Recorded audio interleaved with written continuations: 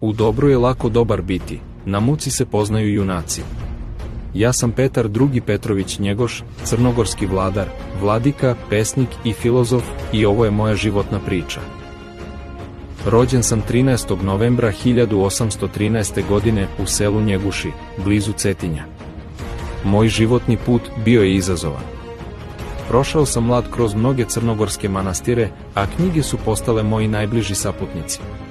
Nakon smrti strica Petra I, preuzeo sam vođstvo nad Crnom Gorom 1830. godine. Ambiciozan i odan domovini, odmah sam se posvetio ujedinjenju crnogorskih plemena i transformaciji države.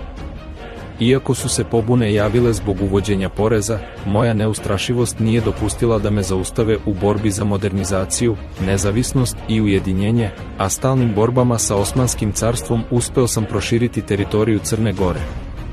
Diplomatska